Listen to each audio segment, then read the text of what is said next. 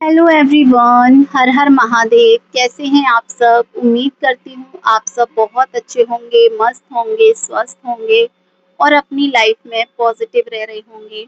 अगर आप पहली बार हमारे इस चैनल पर आए हैं तो आपका दिल से स्वागत है, और अगर आप पहले से ही इस फैमिली का हिस्सा हैं तो आपका बहुत बहुत धन्यवाद। आपका प्यार, आपका सपोर्ट ही इस फैमिली को इतना ज़्यादा स्पेशल और इतना ज़्यादा पॉजिटिव बनाते हैं।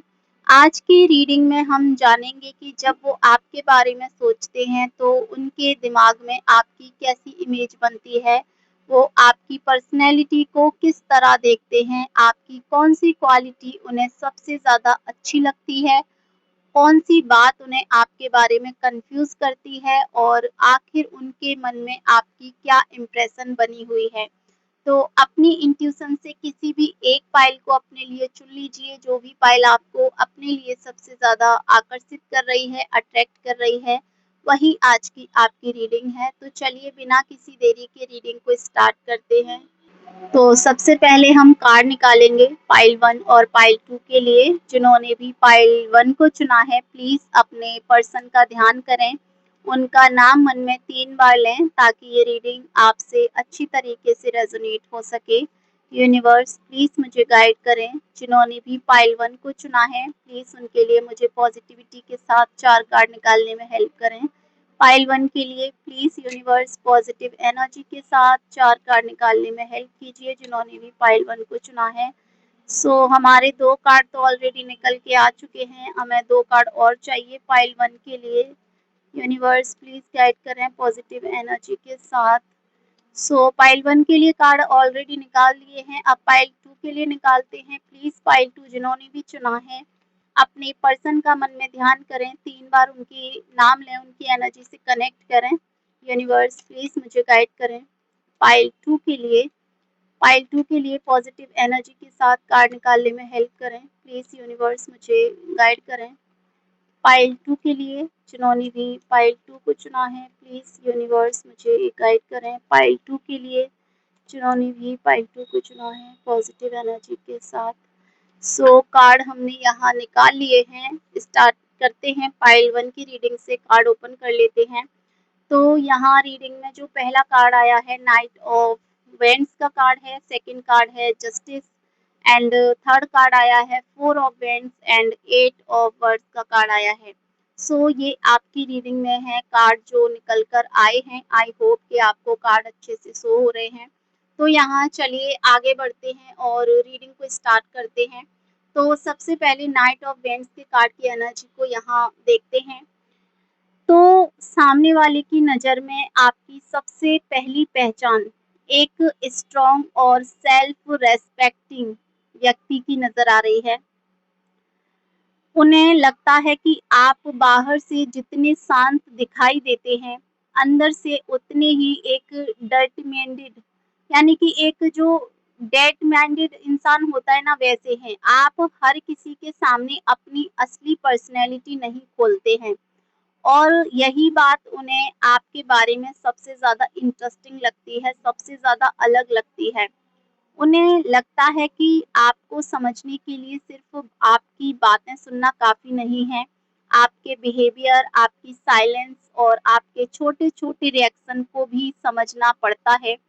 उनके लिए आप ऐसे व्यक्ति हैं जिनके अंदर बहुत कुछ चलता रहता है, लेकिन आप हर भावना को सामने रख देना पसंद नहीं करते हैं। इसी वजह से कई बार वो आपके बारे में सोचते हुए भी ये महसूस करते हैं कि शायद वो आपको जितना समझते हैं उससे कहीं ज़्यादा अभी भी आपको समझना बाकी है। ऐसा कहीं न कहीं वो आपके लिए डेफ़िनिटली सोचते हैं। उनकी नज़र में आप बहुत ही एक जो होता है ना कि ऑब्ज़र्वेंट इंसान हैं। आप चीज़ों को बहुत जल्दी ऑब्ज़र्व कर लेते हैं। उन्हें लगता है कि आप एक न्यायप्रिय इंसान हैं, एक जस्टिस देने वाले इंसान हैं जो किसी के साथ अन्याय नहीं करता, जो किसी को कभी धोखा नहीं देता, हमेशा हर किसी के साथ न्याय करता है, जस्टिस करता है। उन्हें लगता है कि आप सामने वालों की बातों से ज़्यादा उनके एक्शंस देखते हैं। कोई व्यक्ति आपको कितनी भी अच्छी बातें बोल दे, लेकिन अगर उसका बिहेवियर उन बातों से मैच नहीं करता, तो आप उसे जल्दी पहचान लेते हैं।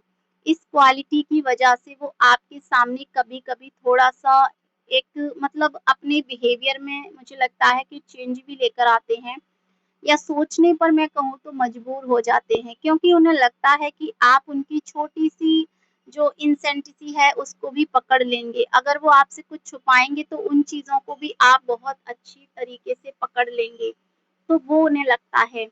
और मुझे लगता है कि उन्हें ये भी लगता है कि आप लोगों को बहुत आसानी से अपने इमोशंस स्पेस में जो है जगह नहीं देते हैं। इसीलिए आपकी पर्सनैलिटी में उन्हें लॉयल्टी बहुत स्ट्रॉन्ग दिखाई देती है। वो आपको इमोशनली सेंसिटिव भी समझते हैं, लेकिन वीक बिल्कुल नहीं समझते हैं। उन्हें बिल्कुल नहीं लगता कि आप वीक हैं या आप कमज़ोर हैं, बल्कि उन्हें लगता है कि आपकी सेंसिटिविटी आपकी स्ट्रेंथ का हिस्सा है। आप किसी व्यक्ति की फीलिंग्स को समझ सकते हैं, सामने वाले की सिचुएशन को महसूस कर सकते हैं और ज़रूरत पड़ने पर बहुत केयरिंग हो सकते हैं। लेकिन अगर कोई आपकी काइंडनेस का फ़ायदा उठाएगा तो फिर आपका दूसरा साइड सामने वाले को देखना ही पड़ेगा। आप पीछे हट सकते हैं, बाउंड्रीज़ बना सकते हैं अपने चारों तरफ, और उस व्यक्ति को अपनी ज़िंदगी में पहले जैसी जगह देना बंद कर देंगे। उनके मन में आपके बारे में यही इमेज है कि आप प्यार बहुत गहराई से करते हैं, लेकिन जब एक कोई डिसरिस्पेक्ट करे तो कहीं न कहीं आप उस व्यक्ति को हमेशा के लिए एक तरीके से टाटा बाय-बाय कर देते हैं। तो वो चीज़ यहाँ इनकी तरफ से लग रही है कि ये आपके बारे में सोचते हैं। एक और बात है, वो आपके बारे में महसूस करते हैं, आप में सेल्फ वर्थ है। उन्हें लगता है कि आप किसी के पीछे अपनी पूरी आइडेंटिटी खो देने वाले व्यक्ति नहीं हैं। भले ही आप इमोशनली अटैच्ड हों, लेकिन एक पॉइंट पर अगर आपको लगे कि सामने वाला आपकी वैल्यू नहीं समझ रहा है, आपकी बिल्कुल भी कदर नहीं कर रहा है, तो आप खुद को बचाने के लिए दूरी भी बना लेते हैं। और सच कहें तो ये क्वालिटी उनके अंदर आपके लिए रिस्पेक्ट को पैदा करती है। उन्हें लगता है कि आपको अपनी ज़िंदगी में बनाए रखने के लिए सिर्फ़ फीलिंग्स बोलना काफ़ी नहीं होगा। सामने वाले को अपने एक्शन से भी साबित करना होगा कि वो आपके लिए सीरियस हैं। उनके मन में आपके बारे में एक क्यूरियोसिटी भी है, वो कई बार सोचते हैं कि आपके अंदर वास्तव में कितना इमोशंस है और आप कितना छिपा लेते हैं। उन्हें लगता है कि आप हर बात कहने के बजाय बहुत कुछ अपने तक रखते हैं। शायद उन्हें ये भी लगता है कि कभी-कभी आप सामने वाले से एक्सेप्ट करते हैं कि वो बिना पूछे समझ जाए कि आपके मन में क्या चल रहा है। यही चीज़ उन्हें थोड़ा कन्फ्यूज़ करती है, लेकिन साथ ही आपकी पर्सनैलिटी को उनके लिए और इंटरेस्टिंग भी बनाती है। आपकी एनर्जी भी इस समय ऐसी है कि आप सिर्फ़ ये नहीं चाहते कि आपको पसंद करें, आप चाहते हैं कि कोई आपको समझे, आपकी वैल्यू करे और आपके इमोशंस को समझे और इस कनेक्शन को स्ट्रॉन्ग बनाए। इसीलिए पाइल 1 में उनकी एनर्जी, मुझे लगता है कि उनकी नज़रों में आप mature, loyal, intelligent, emotionally deep और सेल्फ रिस्पेक्टिंग वाले व्यक्ति हैं। उन्हें आपकी पर्सनैलिटी में डीप पार्ट दिखाई देता है। वो आपको ऐसा व्यक्ति नहीं समझते जिसे कोई आसानी से भूल जाए। आपकी प्रेज़ेंस ने उनके माइंड में एक लास्टिंग इम्प्रेशन छोड़ा है, और यही वजह है कि जब वो आपके बारे में सोचते हैं तो सिर्फ़ आपका चेहरा या कोई एक घटना याद नहीं आती, बल्कि आपकी पूरी पर्सनैलिटी उनके सामने आती है। सो डेफ़िनिटली ये है पाइल 1 की रीडिंग, जिन्होंने भी पाइल 1 को चुना है। अगर रीडिंग रेज़ोनेट करी है तो प्लीज़ आप इसे क्लेम करना। तो चलिए शुरुआत करते हैं पाइल नंबर 2 की रीडिंग के साथ, जिन्होंने भी पाइल 2 को चुना है। देख लेते हैं आपकी इस रीडिंग में एनर्जीज़ क्या कहती हैं। तो कार्ड यहाँ मैंने ओपन कर लिए हैं, और पहला कार्ड है queen of cups, second card है king of wands, six of pentacles and the hierophant. So ये आपकी रीडिंग में कार्ड हैं जो निकल कर आए हैं। स्टार्ट करते हैं क्वीन ऑफ कप्स के कार्ड से। तो सामने वाले की प्रेजेंस थोड़ी-सी ज़्यादा कॉम्प्लिकेटेड है, वो आपको लेकर एक ही ओपिनियन में नहीं है इस समय। एक तरफ उसे आपकी पर्सनैलिटी बहुत ज़्यादा अट्रैक्टिव और स्ट्रॉन्ग लगती है, लेकिन दूसरी तरफ कुछ चीज़ें उसे बहुत कन्फ्यूज़ करती हैं आपके बारे में। उसे लगता है कि आप इमोशनली बहुत इंटेंस व्यक्ति हैं, जब आप किसी के करीब होते हैं तो पूरी तरह प्रेज़ेंट रहते हैं, लेकिन जब आपको चोट पहुँचती है, तो आप अचानक इतना पीछे हट जाते हैं कि सामने वाले को समझ ही नहीं आता है कि आप अंदर से क्या महसूस कर रहे हैं, क्या सोच रहे हैं। इसीलिए उनकी नज़रों में आप केयरिंग भी हैं और डिफ़िकल्ट टू रीड भी हैं। यानी कि एक ऐसे व्यक्ति हैं जिसे इतनी आसानी से समझा भी नहीं जा सकता है। उन्हें लगता है कि आप कहीं न कहीं अपने इमोशंस को लेकर बहुत सीरियस रहते हैं। आपके लिए किसी कनेक्शन का मतलब सिर्फ़ बात करना या समय बिताना नहीं है। अगर आपने किसी को अपनी ज़िंदगी में जगह दी है, तो आप उससे ऑनेस्टी, लॉयल्टी की उम्मीद करते हैं और जब सामने वाला उस लेवल पर नहीं आता है, तो आपको डिसअपॉइंटमेंट होती है। उसकी नज़र में यही आपकी एक बड़ी क्वालिटी भी है और ये एक चैलेंज भी है उनके लिए कहीं न कहीं। क्योंकि उन्हें लगता है कि आपके साथ आधे-अधूरे तरीके से रहना बहुत ज़्यादा मतलब संभव नहीं है, इम्पॉसिबल है। या तो व्यक्ति जेन्युइनली आपके साथ रहे या फिर आप इवेंचुअली उससे दूर हो जाएँ। ऐसी कहीं न कहीं सोच है उनकी आपको लेकर, वो आपको थोड़ा-सा स्टबर्न भी समझते हैं। उन्हें लगता है कि जब आपके मन में किसी बात को लेकर ओपिनियन बन जाते हैं, तो आपको कन्विंस करना आसान नहीं होता है। ख़ास करके अगर आपको लगता है कि सामने वाले ने आपको हर्ट कर दिया है, तो सिर्फ़ सॉरी सुनकर आप तुरंत पहले जैसी स्थिति में वापस नहीं आते हैं। आपको कहीं न कहीं बिहेवियर में बदलाव दिखाई देना चाहिए। इसी वजह से कभी-कभी उसे लगता है कि आप चीज़ों को बहुत देर तक अपने मन में रखते हैं। कोई पुरानी बात आपके सामने निकल चुकी हो, लेकिन आपके अंदर उसका असर अभी भी मौजूद रहता है।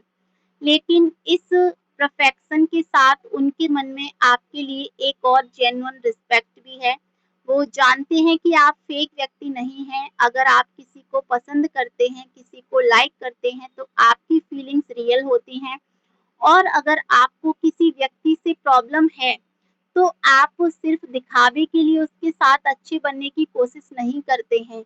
आपकी ऑनेस्टी उसे अच्छी लगती है, भले ही कभी-कभी वही ऑनेस्टी उसके लिए अनकम्फ़र्टेबल हो जाए। उसे आपकी एक और क्वालिटी बहुत मुझे लगता है कि अलग लगती है।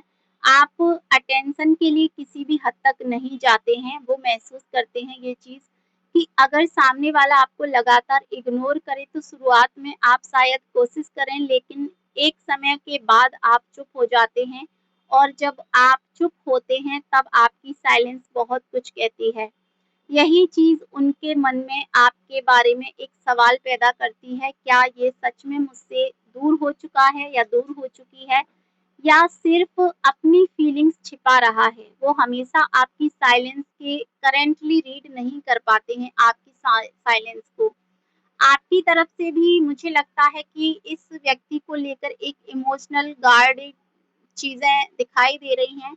आप शायद चाहते हैं कि वो आपको सही तरीके से समझें, लेकिन हर बार खुद को एक्सप्लेन करना पसंद नहीं करना होता है और सामने वाला इसी जगह पर आपको कभी-कभी गलत समझ लेता है। उसे लगता है कि आप कोल्ड हो गए हैं, जबकि वास्तव में आप खुद को प्रोटेक्ट कर रहे होते हैं। यही डिफरेंस आपकी और उनकी प्रेज़ेंस को बीच में सबसे बड़ी अंडरस्टैंडिंग मुझे लगता है कि पैदा कर रहा है। फिर भी वो आपको अपने माइंड में ऑलरेडी व्यक्ति की तरह एक ऑर्डिनरी व्यक्ति की तरह नहीं रखते हैं, आपकी पर्सनैलिटी उसे इम्पैक्ट करती है। वो आपकी उस क्वालिटी से प्रभावित हैं, कुछ बिहेवियर से परेशान भी हैं, लेकिन वो आपको इग्नोर नहीं कर पाते हैं। वो आपके बारे में सोचते हैं, आपके रिएक्शन को एनालाइज़ करते हैं और कभी-कभी आपके पुराने बिहेवियर को याद करके ये समझने की कोशिश करते हैं कि उस समय आपके मन में वास्तव में क्या था, जो आपने उनसे कहा नहीं या जो वो समझ नहीं पाए।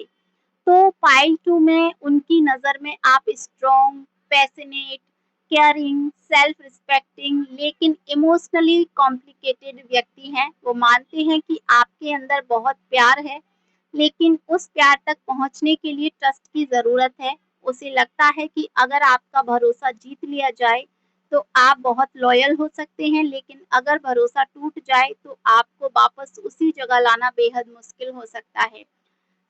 यही है आज की पाइल नंबर 2 की रीडिंग, जिन्होंने भी पाइल 2 को चुना है।